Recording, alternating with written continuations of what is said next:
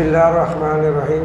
یہ پہلا سوال ہے، اللہ کے رسول صلی اللہ علیہ وسلم صف بندی کس طرح کراتے تھے اور سیدنا عمر رضی اللہ تعالیٰ عنہ صف بندی کس طرح کراتے تھے؟ ان الحمد للہ والصلاۃ والسلام علی رسول اللہ وبعد۔ نبی علیہ الصلوۃ والسلام سے صف بندی کے حوالے سے یہ بھی ملتا ہے کہ اگر کسی ساتھی کو دیکھتے کہ وہ صف سے تھوڑا سا آگے ہیں تو آپ ان کو تھوڑا سا پیچھے کر دیتے تھے۔ عملاً بھی اس طرح کی صف بندی احادیث سے ثابت ہے، اور یہ الفاظ بھی ثابت ہیں کہ نبی علیہ الصلوۃ والسلام الفاظ کی شکل میں بھی صف بندی فرمایا کرتے تھے۔ سووا صفوفکم، تراسو، سد الخلل، یہ مختلف الفاظ ہیں، ملتے ہیں کہ مل جاؤ، سیسا پلائی ہوئی دیوار کی طرح جڑ جاؤ، درمیان میں خلا نہ چھوڑو۔ یعنی اگر کسی کو دیکھتے کہ وہ آگے ہے یا پیچھے ہے ان کو برابر کر دینا، یہ بھی ملتا ہے، الفاظ کی شکل میں بھی ملتا ہے۔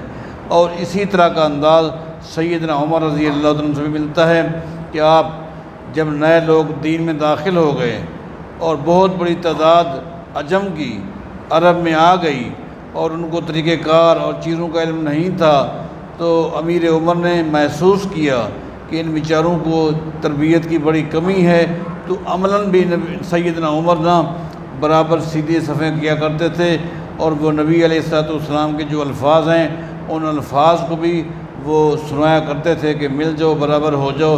الفاظ بھی ثابت ہیں۔ لہٰذا اگر کسی مسجد کے امام کو یہ محسوس ہو کچھ ساتھی ایسے ہیں جن کی تربیت کی کمی ہے اور صفوں میں برابر نہیں کھڑے ہوتے، عملاً بھی ان کو چاہیے امام صاحب کو کہ وہ سیدھی کرا سکتے ہیں۔ اور اگر تربیت یافتہ حلقے ہیں، لوگ عملی طور پر جانتے ہیں، تب بھی نبی علیہ الصلوۃ والسلام کے جو الفاظ ہیں ان الفاظ کو بھی پیش کر دینا چاہیے۔ ایک سوال یہ ہے کہ جب ہم حج اور عمرے پہ جاتے ہیں تو اکثر ہوٹلوں میں کھانا تقسیم ہوتا ہے، پوچھنے پر وہ بتاتے ہیں کہ یہ سبیل ہے اور اس کھانے کے لیے مقامی لوگوں نے رقم دے کر گئے ہیں۔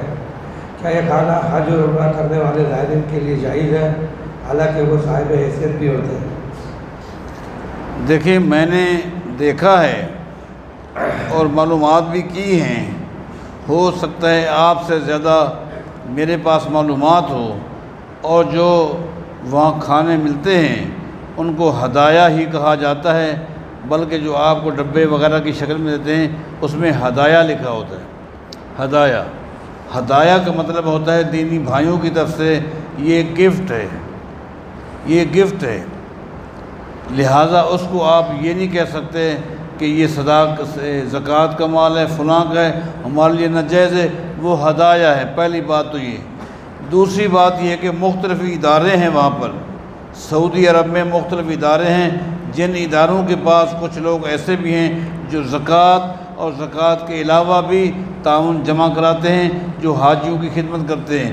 جب ان اداروں کو وہ لوگ دیتے ہیں، چاہے وہ زکوٰۃ ہی کیوں نہ ہو، لیکن وہ ادارے جو آپ کے ساتھ تعاون کرتے ہیں اس کو آپ زکوٰۃ نہیں کہہ سکتے۔ نبی علیہ الصلوۃ والسلام نے سیدہ بریرہ سے کہا تھا، صحیح بخاری کی حدیث ہے، بریرہ آج کیا پکا رہی ہو؟ جی ہاں یہ گوشت ہے۔ ٹھیک ہے، پک چکا ہے تو پھر ہمیں بھی شامل کریں۔ بریرہ نے کہا یہ تو زکوٰۃ ہے، صدقہ ہے، صدقہ ہے۔ صدقہ تو اللہ نے آپ پر حرام کیے، یہ تو صدقے کا گوشت ہے۔ نبی علیہ السلام نے فرمایا جس نے صدقہ کیا ہے وہ آپ پر کیا ہے، اس نے صدقہ کی ہے آپ پر۔ آپ ہمیں جب دیں گے تو وہ صدقہ نہیں ہوگا، وہ آپ کی طرف سے ہدایہ ہوگا۔ لہٰذا جو ادارے ہیں ان اداروں کو اگر کوئی زکوٰۃ بھی دے، وہ ادارے جو آپ کے ساتھ تعاون کرتے ہیں، آپ کو کھانا کھلاتے ہیں، تو وہ آپ کے لیے صدقہ نہیں ہے، وہ جائز ہے، آپ کھا سکتے ہیں۔ سوال یہ ہے کہ ایک دن کا اعتکاف کا کیا طریقہ ہے اور اس کا ثواب کتنا ہے؟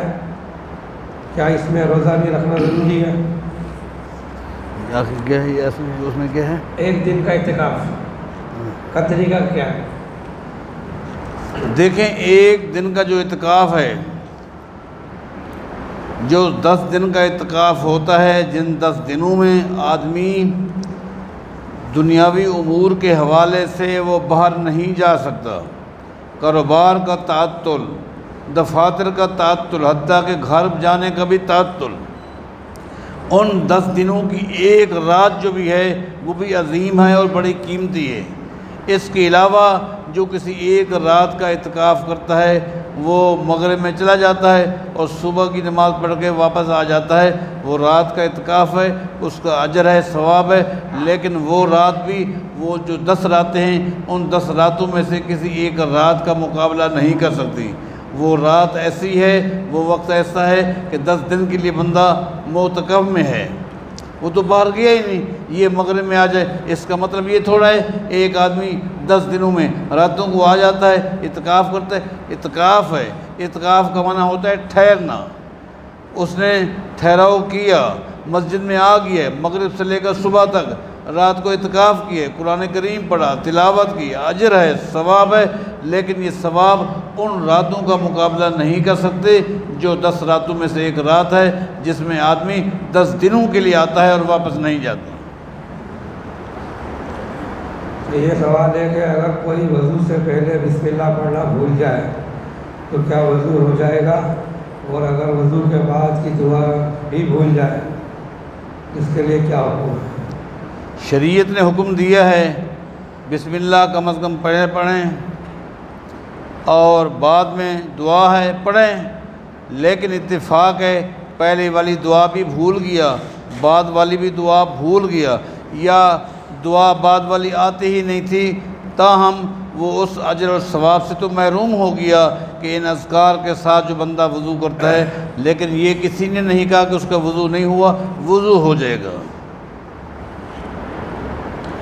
کیا حضرت عمر رضی اللہ تعالیٰ عنہ کا یوم شہادت یکم محرم کو ہے؟ وضاحت فرمائیں۔ جی ہاں، اس میں کسی کا کوئی اختلاف نہیں ہے، بالاتفاق بات ہے کہ امیر عمر یکم محرم کو ہی شہید ہوئے ہیں، اس میں کوئی اختلاف نہیں۔ اصل میں بعض احباب کا یہ موقف ہے کہ یہ محرم کا مہینہ ہمارا ہی خاتم ہے، اس میں کسی سنی کا حوالہ نہیں آنا چاہیے، نہ اس کی شہادت کا، نہ اس کی وفات کا، نہ اس کی سیرت کا، اس وجہ سے وہ اس تاریخ کو ماننے کے لیے تیار نہیں ہیں، جبکہ بالاتفاق بات ہے امیر عمر کی شہادت کا یہ دن ہے اور یہ محرم شروع ہو رہا ہے، ان کو چونکہ محرم کا مہینہ اپنے ہی خاص مقاصد کے لیے استعمال کرنا ہوتا ہے، اس لیے وہ کہتے ہیں، ورنہ کوئی ایسی بات نہیں ہے۔ میں نے ایک کمیٹی ڈالی تھی 3 سال پہلے، اب وہ کمیٹی کھل گئی ہے تو کیا اس پر زکوٰۃ واجب ہے اور کتنی زکوٰۃ دینی ہوگی؟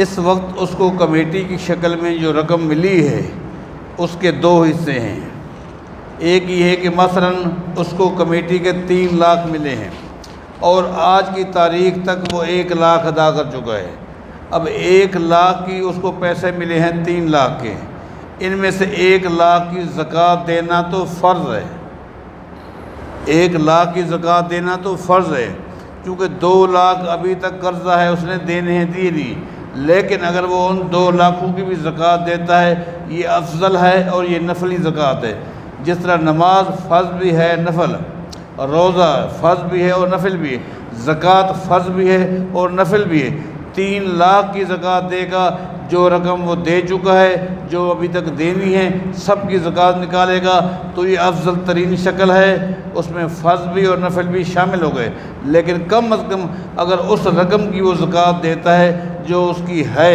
وہ 1 لاکھ ہے، ابھی 2 لاکھ نہیں ہے، اگر کل کو فوت ہو جائے تو 2 لاکھ اس کو واپس کرنے ہوں گے، وہ قرضہ تھا، اس پر زکوٰۃ فرض نہیں ہے۔ سبحانک اللہم و بحمدک۔